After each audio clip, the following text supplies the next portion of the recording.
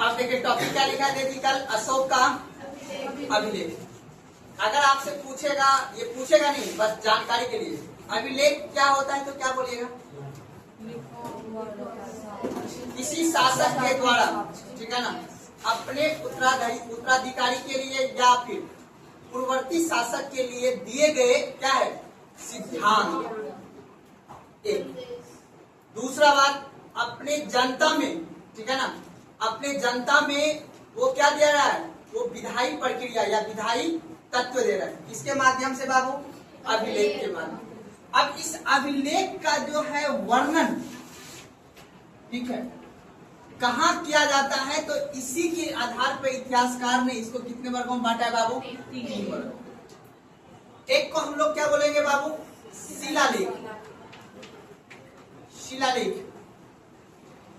और एक को क्या बोलेंगे बाबू? स्तंभ लेख, स्तंभ लेख। और एक को क्या बोलेंगे बाबू? गुहा लेख। ये सभी जो है पत्थर हैं, कोई छोटे हैं और कोई बड़े हैं। आपने एकदम ध्यान समझिएगा। आप लोग कभी देखे होंगे कि हम लोग जो है तिरंगा तो चलो ठीक है, हमारे आजादी की बात की प्रतीक है। जब हम लोग धार्मिक परंपराओं को, जब हम लोग झंडा फहराते हैं, तो आपने देखा होगा किसी खंबे अर्थात किसी भी स्तंभ में लेके, ठीक है, किसी भी स्तंभ में लेके उसके शीर्ष स्थान पे मैं कुछ चीज का क्या लगा देता हूँ, चित्र अंकित कर देता हूँ। आप देखते होंगे क्या है इसका मतलब, प्रतीक है। आज आप लोग देखते हो कि आप लोग नॉर्मल अगर बात किया जाए, आप लोग जब हनुमान भगवान का पूजा करते हैं तो आप लोग देखते हैं कि उसके बांस लगा के उसका पूजा वो लगाते हैं ना, लगाते हैं। क्या है? प्रतीक है हिंदू धर्म का। ठीक इसी प्रकार अपने विधायी तत्व को ऊंचे स्तंभ में लगाने का मतलब हुआ कि इस बात को फॉलो करना है, इस बात को आत्मसात करना है। तो उसके लिए अशोक ने क्या बनाए? स्तंभ लेख। जो बड़े बड़े, जहां पे आपके धार्मिक स्थान हुआ करते थे, जो बड़े बड़े शहर थे, वहां पे उन्होंने क्या बनाया? स्तंभ लेख बनाए और उसके शीर्ष पे अपने कुछ सिद्धांत का क्या किया? वर्णन किया। दूसरा शिलालेख पे उन्होंने क्या किया? जो बड़े बड़े पत्थरों थे, अब उस पत्थर को प्लान करके उस पे कई सारे शब्द को क्या किया? उन्होंने अंकित किया। उसको हमने क्या बोला? शिलालेख। और इस पे जो लिखी गई बातें हैं ये कभी मिटेगा नहीं। जैसे आज हम लोग देखते हो कि जैसे आप लोग क्या करते हो, जो संविधान में लिखी हुई बातें हैं उसको ना मिटे, इसीलिए तो उसको सुरक्षित जगह से रखते हैं ना।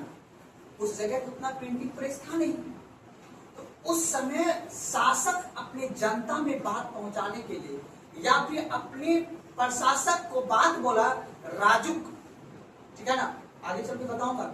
अपने प्रशासक को उन्होंने बोला कि आप शिलालेख को लिखिए और उसी के आधार पे मेरा प्रशासन चलेगा। और उसके बाद आपने देखा कि गुहा लेख क्या होता है? जो बड़े बड़े जो पर्वतों थे उसके स्तंभ, जो गुहा बना हुआ रहते थे, उसमें भी उन्होंने क्या लिखा है? लेख लिखा। लेख मतलब निर्देश दिया कि राज्य कैसे चलेगा, जनता कैसे करेगा काम, प्रशासन कैसे काम करेगा। जैसे आज कोई कानून बनता है ना, ठीक उसी प्रकार अशोक भी अपने नियम या अपने विधायी तत्व को क्या किया? अभिलेख के माध्यम से इन 3 जगह अपना क्या किया? वर्णन किया। इसी को इतिहासकार कहता है उत्कीर्ण किया। क्या किया? उत्कीर्ण किया। समझ आ रहा है बात को? तो अब ये क्या है कि हमारे लिए एक साक्ष्य है। वर्तमान के जो इतिहासकार इसी अभिलेख के आधार पर मौर्य साम्राज्य का क्या किया है? वर्णन किया है। आपने देखा है कि जेम्स प्रिंस वगैरह ने इस क्या को क्या किया? पढ़ा। और आज का जो भाषा हम लोग हिंदी में बोलते हैं, लेकिन उस समय कौन सी भाषा चलती थी? प्राकृत भाषा।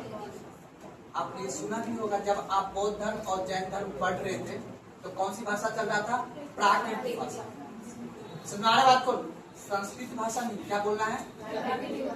वैदिक काल में आपको संस्कृत भाषा का उल्लेख मिलेगा, लेकिन आपको महाजनपद के काल, ठीक है ना, और जिस समय मौर्य काल चल रहा था और मगध का काल चल रहा था, उसमें प्राकृतिक भाषा जिसको हम लोग पाली भाषा के नाम जानते हैं ना, ये चरम सीमा पे चला।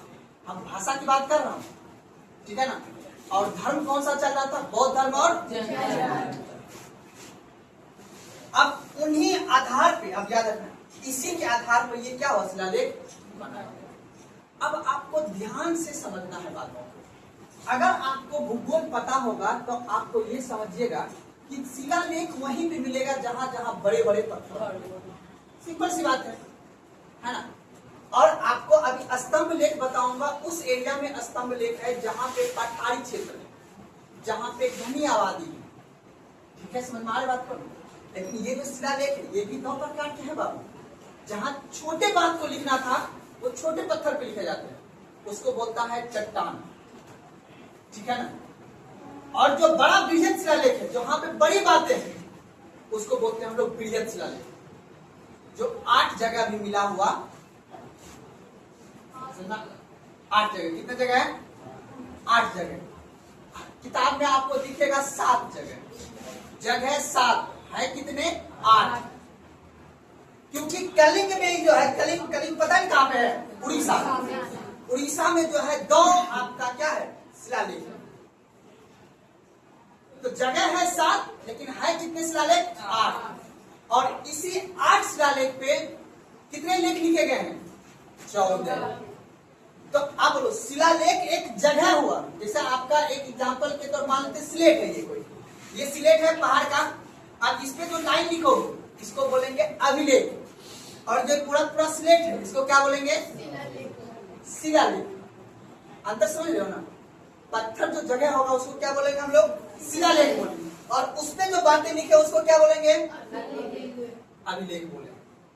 तो आपसे बोलेंगे कि आप ये बताओ 13वां अभिलेख में क्या है, क्या चीज का वर्णन किया गया है? 14वां अभिलेख में किस चीज का वर्णन किया गया है ना? 10वां अभिलेख में कौन सा वर्णन किया गया है? तो वो अभिलेख लिखा कहा गया है? शिलालेख।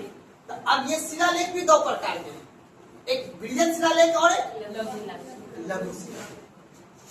बृहद मतलब बड़े पत्थरों पे जो बात लिखे गए हैं बृहद शिलालेख, और जो छोटे पत्थरों पे लिखे गए लघु शिलालेख। समझ में बता है ना? तो अब आपको देखो पूछेगा नहीं एग्जाम में कि अभिलेख क्या होता है, बस लेकिन दिमाग में ये बैठा रखना है कि अभिलेख क्या होता है। कोई दिक्कत समझे ना? तो पहले छोटी छोटी 2-3 बात लिख लेते हैं, उसके बाद हम लोग मैप बनाएंगे, और मैप में हम ये समझेंगे, पहले शिलालेख पढ़ेंगे, फिर स्तंभ लेख पढ़ेंगे, फिर क्या पढ़ेंगे? सवाल यहाँ पे वही 2 प्रकार का, जैसे बात आ गया कहाँ है तो आपको कहाँ भी जानना है, और उन शिलालेख में किस चीज का वर्णन किया गया। ये 2 प्रकार की सवाल बनते हैं। सुना मेरी बात ना? चलिए टॉपिक लिख लिए हैं अशोक का अभिलेख, आप उसी के लिए लिख लिए फटाफट। अभिलेख में लिख लीजिएगा, अभिलेख में लिख लीजिएगा आप लोग। ठीक है, पत्थरों पत्थरों पत्थरों कोमा, पत्थरों कोमा दीवारों, पत्थरों कोमा दीवारों कोमा मिट्टी के बर्तन,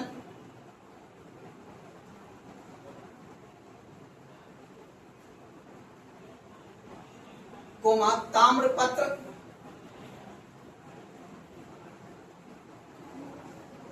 कोमा ताम्रपत्र, या किसी भी कठोर सतह को, या किसी भी कठोर सतह को, या किसी भी कठोर सतह को खोदकर, ये गलत शब्द है, खोदकर काट दे, उत्कीर्ण कर, वो सही ना शब्द कितना है ना, उसका क्यों भर रहा है? उत्कीर्ण,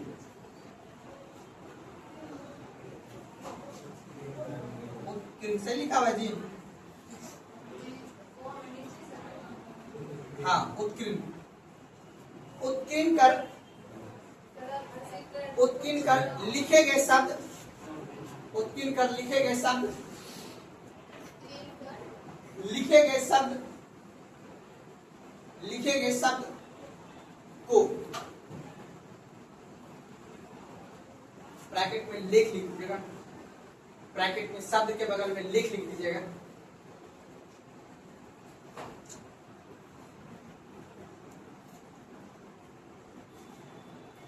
लिखे गए शब्द को अभिलेख कहते हैं। आप पैराग्राफ चंद भी लिखिएगा, पैराग्राफ चंद करके। प्राचीन काल में राजा एवं महाराजा, प्राचीन काल में राजा एवं महाराजा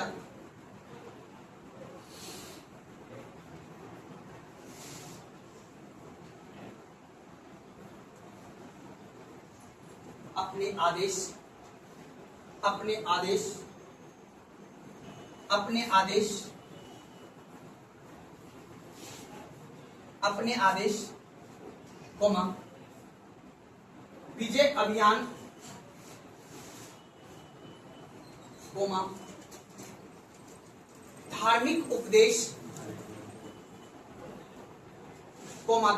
उपदेश और दान पुण्य का वर्णन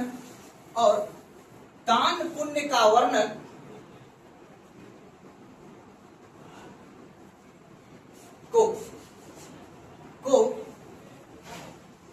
सुरक्षित रखने के लिए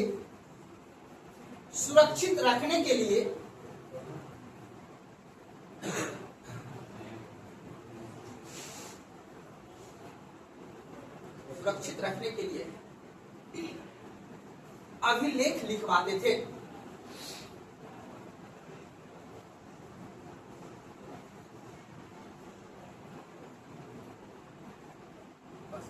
इतना जो लाइन लिखा है क्वेश्चन पूछेगा नहीं, बस समझने के लिए। समझ बात को ना, ये आप लोग भी कर सकते हैं, है कि नहीं? आप लोग देखते होंगे कि आप लोग भी किसी का ऐसा ग्रीटिंग कार्ड रखते होंगे, अपने साथ में रखते हैं जी।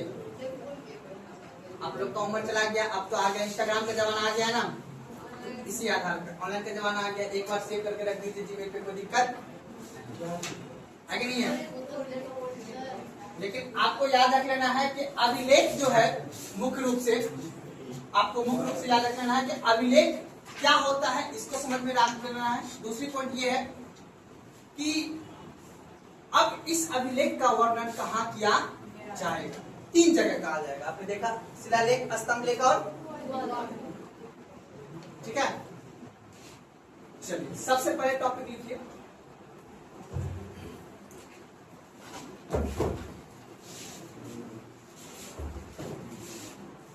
अशोक के अभिलेख के प्रकार। टॉपिक लिखिएगा अशोक के अभिलेख के प्रकार। टॉपिक लिखिएगा अशोक के अभिलेख के प्रकार। अब प्रकार के नीचे ये तीनों शब्द को लिख लीजिए,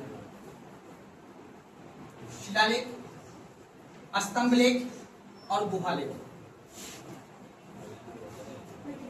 शिलालेख, स्तंभ लेख और गुहालेख।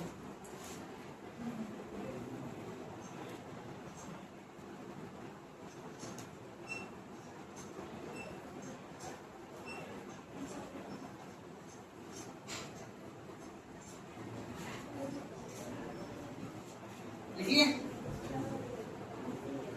अब इसमें सबसे पहला टॉपिक क्या लिखना है? शिलालेख। सबसे पहला टॉपिक क्या लिखना है आप लोगों को? शिलालेख। सबसे पहला टॉपिक लिखिए शिलालेख और उसके बाद मैप बना लेना है। अब हम लोग टॉपिक डायरेक्ट लिखते हैं अशोक का शिलालेख।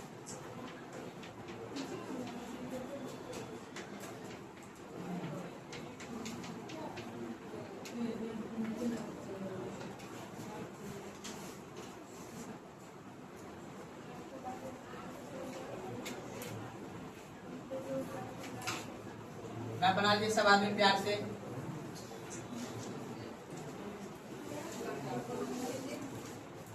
चलिए सबसे पहले आना है आपको कहां बाबू? पाकिस्तान में दौ शिलालेख है। कितने थे बाबू? सबसे पहले लिखिए तक्षशिला। क्या लिखना है बाबू? तक्षशिला। देखिए तक्षशिला। चलिए उसके बाद चला पेशावर। उसके बाद क्या लिखना है बाबू? पेशावर। नाम सुने हो ना?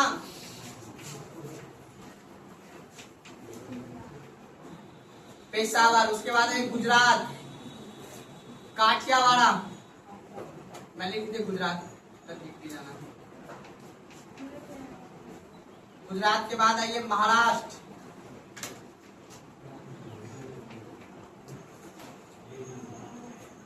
महाराष्ट्र के बाद आना है उड़ीसा,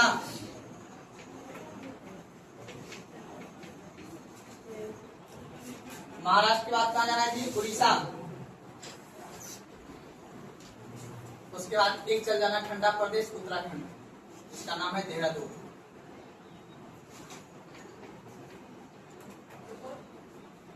हो गया? कितना हो गया जी?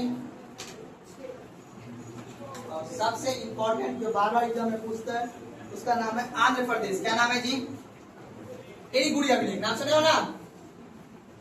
आंध्र प्रदेश। इस पे स्टार भी लगा देना। और गिरनार पे। जगह का नाम लोकेट हो गया। अब लिखिए, रुको आराम से, पहले जगह के नाम लिखते हैं। राज्य का नाम हो गया ना? पेशावर, गुजरात, महाराष्ट्र, आंध्र प्रदेश, उड़ीसा और उत्तराखंड, ये राज्य का नाम हुआ पहले।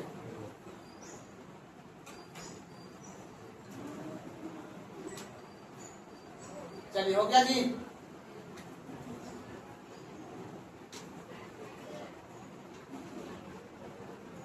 चलिए सबसे आइए पहले पेशावर में। कहा है जी? पेशावर में शहबाजगढ़ी। क्या है जी? शहबाजगढ़ी। तक्षशिला के बगल में एक जगह हजारा, हजारा भी लिख लीजिएगा, ये भी एग्जाम पूछता है। शहबाजगढ़ी के बाद लिखिएगा मानसेड़ा। मानसेड़ा नाम सुने हो ना? ये पूछा गया एग्जाम में है। मानसेड़ा। हाँ, हजारा भी बोल देता है एग्जाम में। ठीक है। चलिए उसके बाद अब आना है कहा? अपना देश में। सबसे पहले गिरनार, यहीं से रुद्रदामन का भी अभिलेख मिला है, याद है ना? और कुमारगुप्त दोनों का। गिरनार शिलालेख लिखिए। सब में शिलालेख लिखना है, ठीक है ना? शिलालेख टॉपिक लिखा हुआ है तो कोई लिखने के बस 100 दे के सुना दे दीजिएगा तो समझ में आ जाएगा। शिलालेख लिखो, ठीक है? तो बस गिरनार शिलालेख। चलिए उसके बाद आइए महाराष्ट्र, सोपाड़ा। ये तो जानते हैं आप लोग। महाराष्ट्र में सोपाड़ा।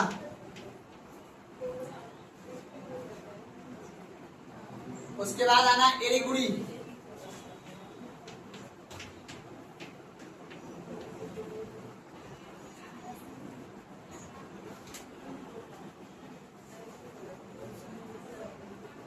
देखिए, और यहाँ पे दो है, धौली और जौनगढ़।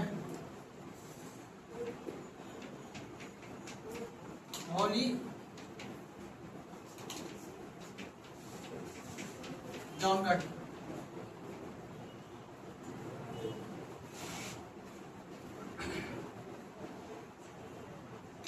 सबसे क्वेश्चन पूछता है सबसे सुरक्षित शिलालेख। सबसे सुरक्षित गिरनार। देखिए ना, एरीगुड़ी में आइए, ठीक है?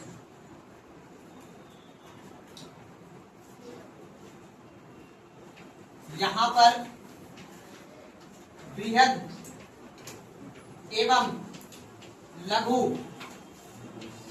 दोनों शिलालेख है। दोनों शिलालेख है। एड़ीगुड़ी अभिलेख कहाँ है? सिंपल बात। उसके बाद बृहद और लघु दोनों शिलालेख है यहाँ पे, ठीक है। उसके बाद यही एक क्वेश्चन पूछता है, यही जो मात्र है जो दाएं से बाएं में लिखा गया है, यह अभिलेख दाएं से बाएं, दाएं से बाएं है।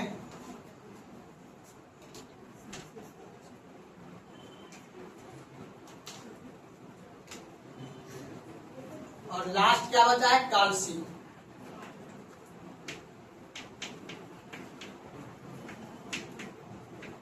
कालसी शिलालेख कहाँ है? उत्तराखंड में।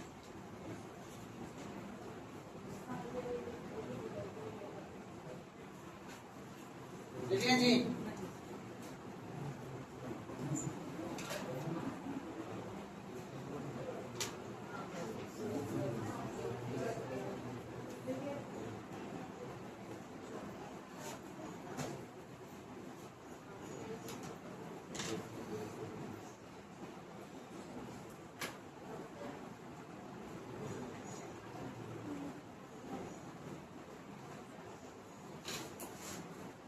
सोपारा पादी थोड़ा सा लिखेंगे यहाँ पे। 8वें शिलालेख,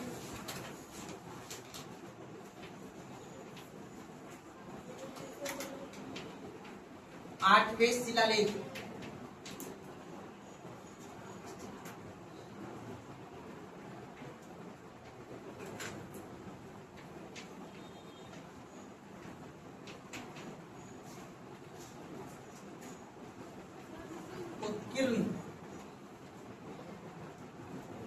उत्कीर्ण 8वें शिलालेख का उत्कीर्ण है। 8वें शिलालेख का उत्कीर्ण है। 8वें शिलालेख का उत्कीर्ण है।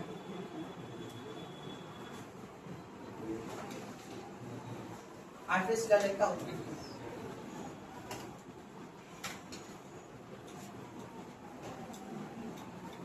दाएं बाएं कौन सा शिलालेख है जी? एड़ीगुड़ी। कहाँ पे है? आंध्र प्रदेश में। मिलान करने के लिए देता है कभी कभी।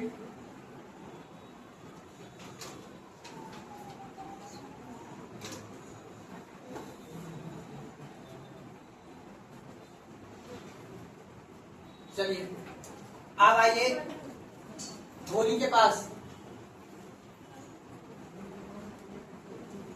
देखिएगा ये उड़ीसा के पुरी जिला में है। ये उड़ीसा का कौन सा जिला है बाबू? पुरी जिला।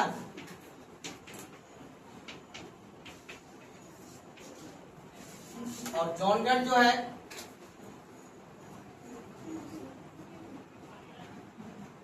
उड़ीसा के गंजाम जिला। उड़ीसा के यहाँ लिख देते हैं हम लोग, उड़ीसा के गंजाम जिला।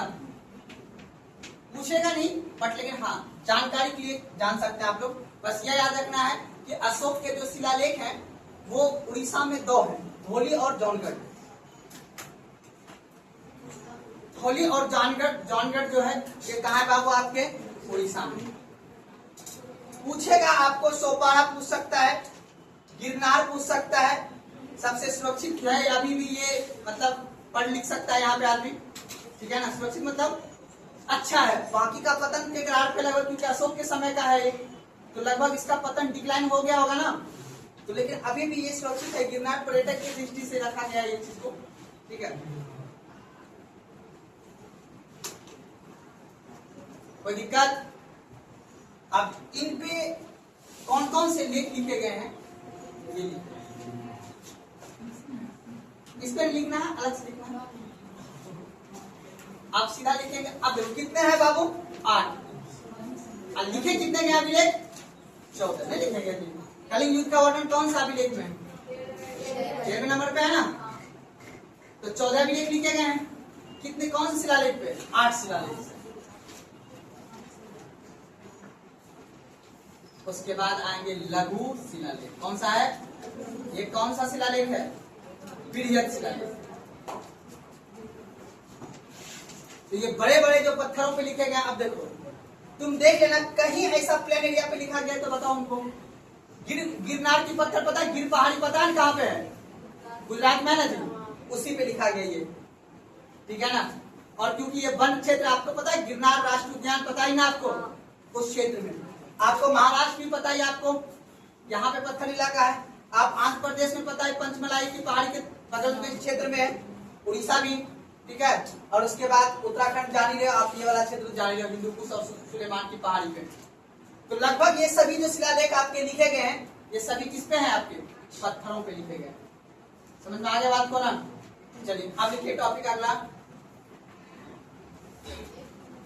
पीढ़िगत शिलालेख के प्रमुख विषय। पीढ़िगत शिलालेख के प्रमुख विषय,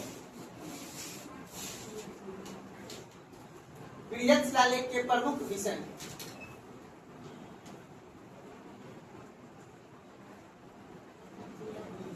पीढ़िगत शिलालेख के प्रमुख विषय। अब बताइए कितने विषय है बाबू? टोटल 14। इसी में देखो अब दिया गया है कि जीव का हत्या नहीं करना चाहिए। कौन सा विलेख में है जी? 1 नंबर में। कितने में है जी? आगे नहीं है। मानव और पशु की चिकित्सा का उपलब्ध हो, चाहे मानव हो या पशु, दोनों के लिए चिकित्सा व्यवस्था होना, मतलब मेडिकल का व्यवस्था होना चाहिए। ये कौन सा कहता है? दूसरा या पहला? दूसरा। अब इससे क्या साबित हो रहा है पता है? कि मानव अर्थात कहने का मतलब उस पशु बलि जो है, अभी मैं समझाऊंगा, क्योंकि दूसरा में पशु बलि को दिया जाता था, उसमें कोई भी फंक्शन होता था पशु की बलि दिया जाता था। तो पशु का बलि ना दिया जाए, इसके लिए बोला कि मानव और पशु दोनों बराबर है, तो दोनों का अगर कोई दिक्कत होगा तो दोनों के लिए मेडिकल की व्यवस्था होना चाहिए। यानी मानव के दर्जा के बराबर दिया गया किसको? पशु के जीवन को। समझ रहे हो बात को ना? तो लिखिए अगला सबसे पहला प्रथम लेख या प्रथम अभिलेख, जो लिख सकते हैं लिख लीजिएगा। प्रथम अभिलेख, प्रथम अभिलेख लिखिएगा। प्रथम अभिलेख में कैसे? बस एक लाइन लिखना है, जीवों की हत्या पर प्रतिबंध। जीवों की हत्या पर प्रतिबंध, जीवों की हत्या पर प्रतिबंध।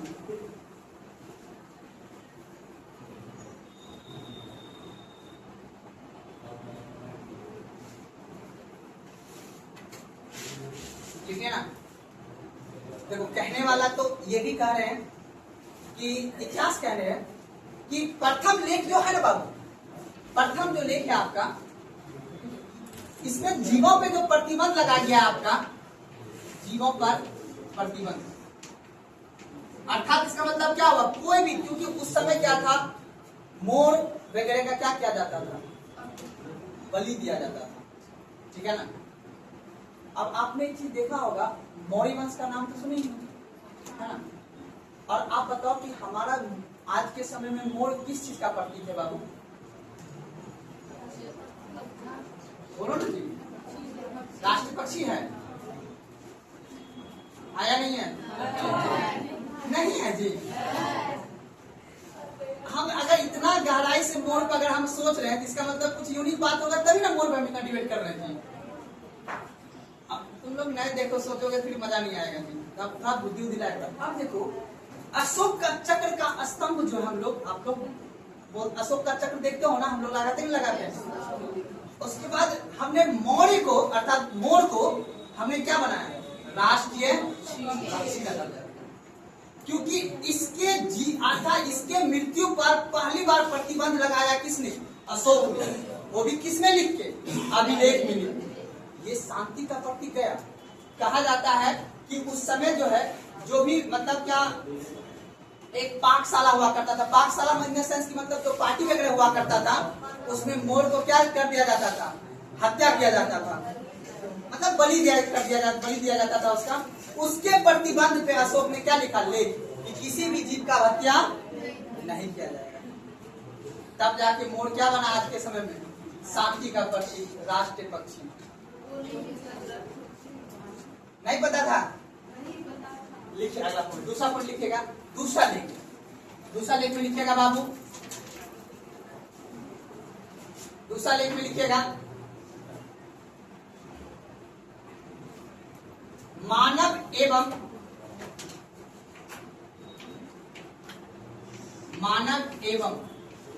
पशु, मानव एवं पशु चिकित्सा,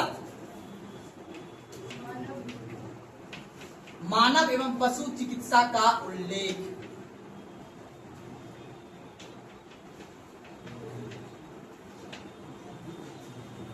गौर से सोचिएगा, पहले में क्या पूछी पेपर, जीव मतलब दोनों है, पुरुष भी और मानव भी और। दूसरा में यहाँ पे देखो उन दोनों का दर्जा दिया गया किससे, मेडिकल से। अगर इसका तबियत खराब होगा तो भी ये व्यवस्था होगा और इसका तबियत खराब होगा तो इसका अर्थ देखो, चिकित्सा वर्ड का मतलब यहाँ मेडिकल वर्ड का मतलब हो गया कि दोनों का जीवन का महत्व बराबर है, चाहे वो पशु हो या मानव, दोनों का। तो ये कितना बड़ा संदेश है। आज हमारा देश करता है बायोक्रेसी, क्या कहता है, डेमोक्रेसी जगह क्या आ गया, बायोक्रेसी।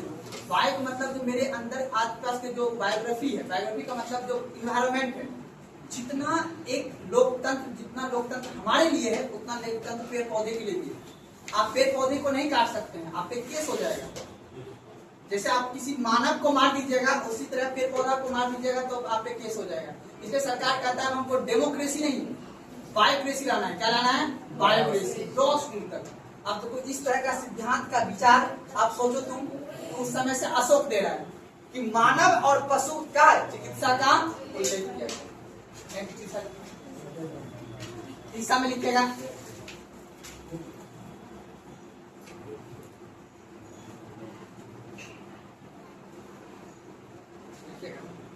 अशोक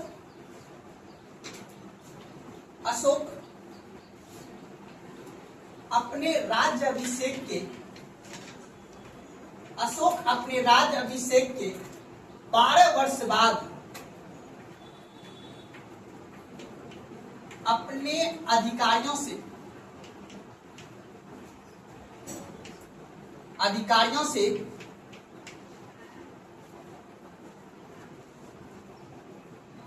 हर 5 वर्ष पर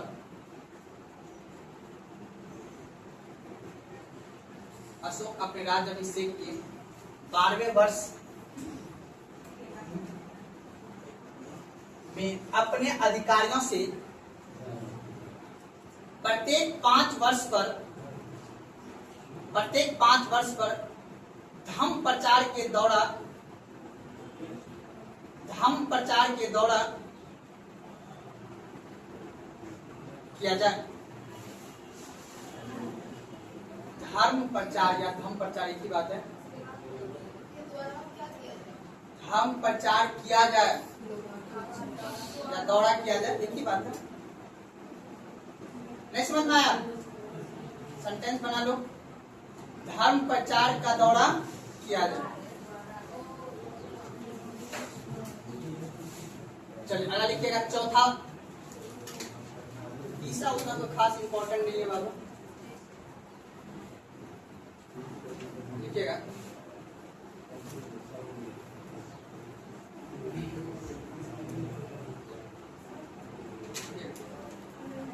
अशोक अपने धम्म का उद्घोषणा करता है। अशोक अपने धम्म का उद्घोषणा करता है। अशोक अपने धम्म का उद्घोषणा करता है।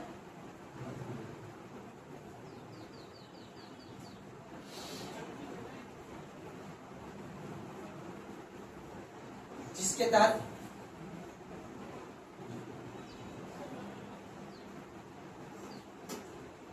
ब्राह्मण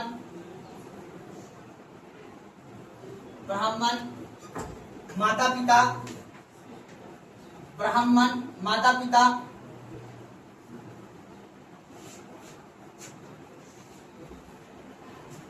का आदर एवं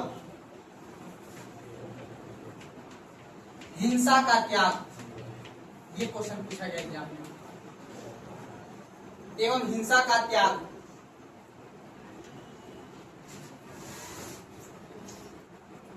पांचवा पे स्टार लगा दीजिए। ये है डीपीएसपी। ये क्या है जी, पांचवा डीपीएसपी। डीपीएसपी समझते हो ना, कल्याणकारी कार्य। अशोक के द्वारा, अभी लिख समझ लो, अशोक के द्वारा कल्याणकारी वर्ग का अर्थात कल्याणकारी कार्य का उल्लेख कहाँ कौन सा में क्या गया जी? 5वां में। लिखिएगा अशोक कल्याणकारी कार्य का, अशोक कल्याणकारी कार्य पर, अशोक कल्याणकारी कार्य पर बल दिया, अशोक कल्याणकारी कार्य पर बल दिया तथा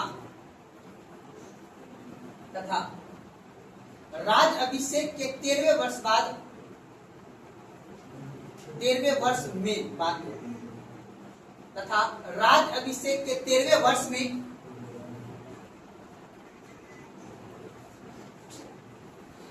धम्म महापात्र का नियुक्ति किया। अधिकारी का नाम है धम्म महापात्र, धम्म महापात्र का नियुक्ति किया, धम्म महापात्र का नियुक्ति किया।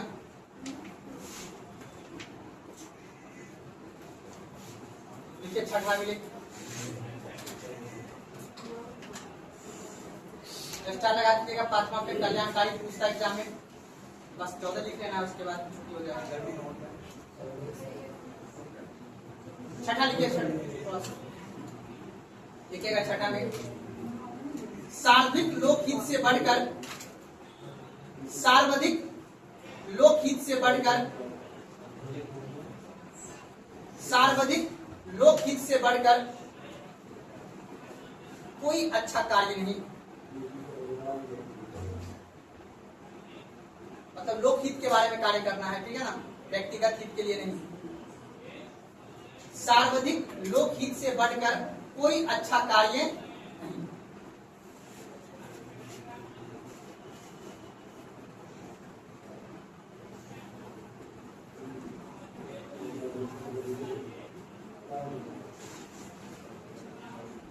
लिखिए 7वां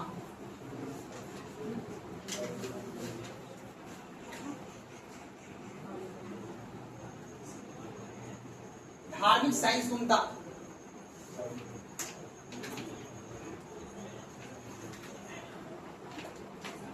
धार्मिक सहिष्णुता, धार्मिक सहिष्णुता, धार्मिक सहिष्णुता, सहिष्णुता।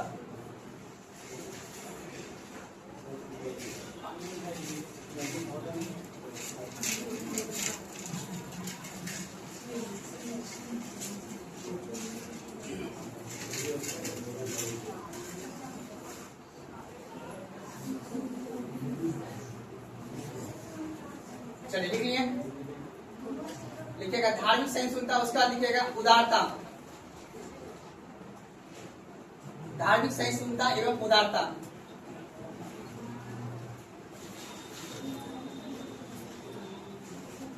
अगला लिखिएगा 8वां,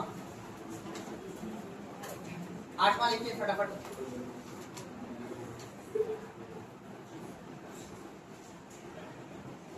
बिहार यात्रा का त्याग, बिहार यात्रा का त्याग, बिहार यात्रा का त्याग एवं धम्म यात्रा ज्येष्ठ या श्रेष्ठ,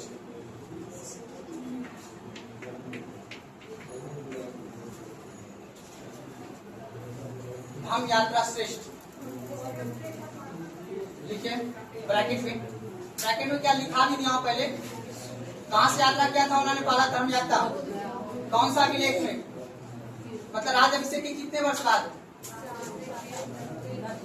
10 लिखाने की कोई जरूरत नहीं है, ठीक है ना, लिखा दिया हूं पहले भी। ठीक है 9वां धम्म मंगल, धम्म मंगल का उल्लेख बता देना,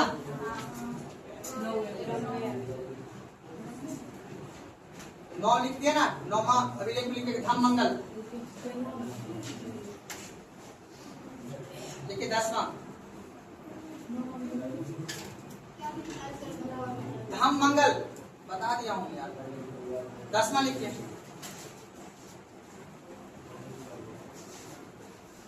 अशोक का धर्मपाल पर अधिक बल। अशोक का धर्मपाल पर अधिक बल मतलब धर्म पर अधिक बल। 11वां लिखिए धर्मदान।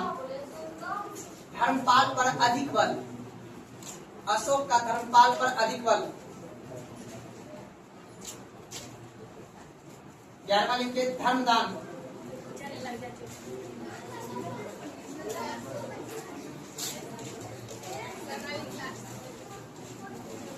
अगला लिखिए 12वां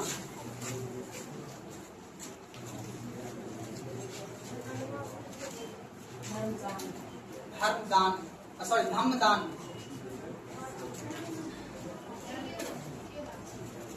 वो तीनों शब्द दिखाया हो ना, तुम सब लिखिए ना, याद है ना। अगला लिखिए 12वां लिखिएगा अपने धर्म का आदर। अपने धर्म का आदर और दूसरे धर्म का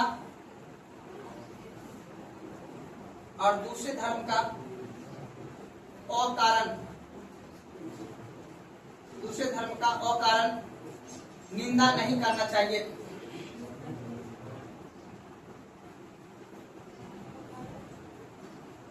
दूसरे धर्म का अकारण निंदा नहीं करना चाहिए। लिखिए 13वां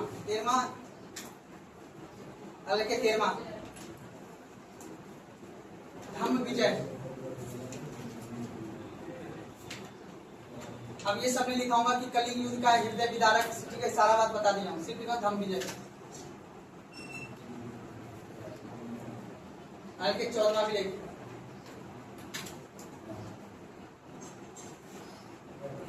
मेरा राज्य अत्यंत विशाल। कौन कहता है? मेरा राज्य अत्यंत विशाल।